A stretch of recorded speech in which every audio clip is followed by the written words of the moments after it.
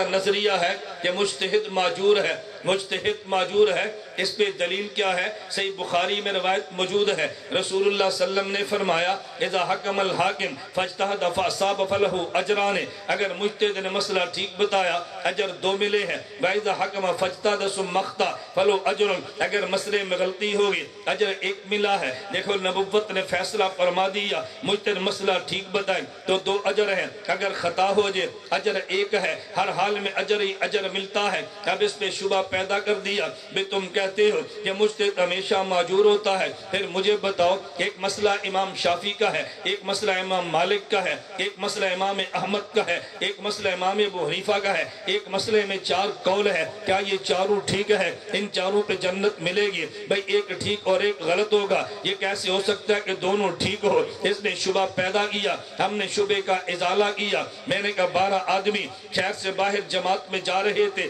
راستے میں موسم ابر آلود ہے، قبلے کا علم نہیں ہے، قبلہ بتانے والا بھی کوئی نہیں ہے۔ اب یہ 3 آدمی 12 آدمی 4 ٹولیوں میں بٹ گئے ہیں، 3 نے کہا قبلہ ادھر ہے، 3 نے کہا ادھر ہے، 3 نے کہا ادھر ہے، 3 نے کہا ادھر ہے۔ میں نے کہا مجھے یہ بتاؤ یہ ٹولیاں 4 ہیں، جیسے مجتہد 4 تھے، ان کے قبلے 4 بنے ہیں، نماز چاروں کی ہو گئی یا نہیں ہوئی؟ کہا جی چاروں کی ہو گئی ہے۔ میں نے کہا قبلہ 1 کا ٹھیک ہے یا چاروں کا؟ کہا جی قبلہ تو 1 کا ٹھیک ہے لیکن ہوئی چاروں کی ہے۔ میں نے کہا مسئلہ ٹھیک 1 کا ہے لیکن اجر ملا چاروں کو ہے۔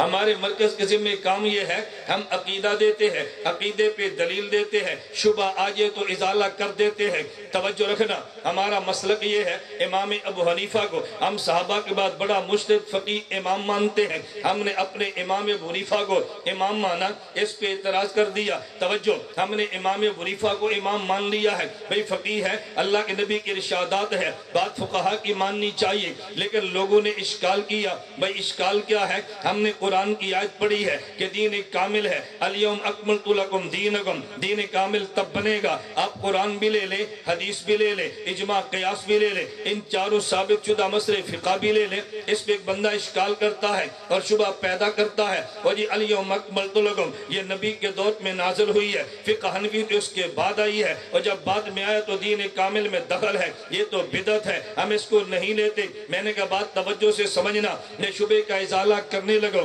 اگر کوئی بندہ آپ سے پوچھے فقہ حنفی اللہ کے نبی کے دور میں تھی، آپ نے سینہ تان کے کہنا ہے فقہ حنفی نبی کے دور میں تھی، وہ کہے گا امام ابو حنیفہ نبی کے دور میں تھے، آپ نے کہنا نہیں تھے، وہ کہے گا جب امام ابو حنیفہ نبی کے دور میں نہیں تھے تو فقہ حنفی نبی کے دور میں کیسے تھے؟ آپ فوراً پوچھئے جو امام بخاری نے صحیح بخاری میں حدیث نقل کی ہے یہ نبی کے دور میں تھی، وہ کہے گا جی بالکل نبی کے دور میں ہے۔ پوچھے امام بخاری نبی کے دور میں تھے؟ وہ نبی کے دور میں تو نہیں تھے، تو جب امام بخاری نبی کے دور میں نہیں ہے، بخاری کی حدیث نبی کے دور میں کیسے ہے؟ وہ آپ کو جواب دے گا حدیث نبی کے دور میں تھی، لکھی امام بخاری نے ہے، آپ نے کہنا فقہ قرآن و حدیث کی طے میں نبی کے دور میں تھی، نکالی امام ابو حنیفہ نے ہے۔ یہ مرکز اہل سنت بنا ہے، اگرچہ بنے 10 سال ہوئے لیکن زمین کی طے میں جو پانی ہے یہ پانی پہلے سے موجود تھا، نکلا تب ہے جب مرکز بنا ہے، فقہ حدیث کی طے میں پہلے تھی، آئی تب ہے جب ابو حنیفہ آیا۔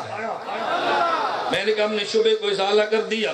امام ابو حنیفہ کہا جی مسئلے بناتا ہے، میں نے کہا بناتا نہیں یہ مسئلے بتاتا ہے، وہ جی بتانے میں کیا فرق ہے؟ میں نے کہا امام شامی نے لکھا امام ابو حنیفہ اس امت کا چراغ ہے، چراغ کا کام یہ ہے، آپ رات کو 5 بجے اٹھے ہیں، آپ نے تہجد پڑھے، جب آپ تلاوت کرنے لگے آپ کو کلمات قرآن نظر نہیں آ رہے تھے، کیوں بھئی لوڈ شیڈنگ ہے، بجلی نہیں ہے، آپ نے لائٹ آن کی ہے، اوپر بلب جلا، آپ نے الفاظ کو پڑھنا شروع کر دیا، یہ بلب نے لفظ بنایا نہیں ہے، بنا پہلے تھا، یہ جلا تو لفظ بتایا ہے۔ بالکل اسی طرح میرے نبی نے مسئلے بتائے ہیں، ابو حنیفہ کا چراغ جلا تو مسئلے نظر آئے ہیں، بنانے والے کو شرعن سے شارع کہتے ہیں اور بتانے والے کو شرعن سے شارع کہتے ہیں۔ اللہ کے نبی شارع ہے، ابو حنیفہ شارع ہے، بناتے امام الانبیاء رسول اللہ ہے اور بتاتے امام الفقہاء امام ابو حنیفہ۔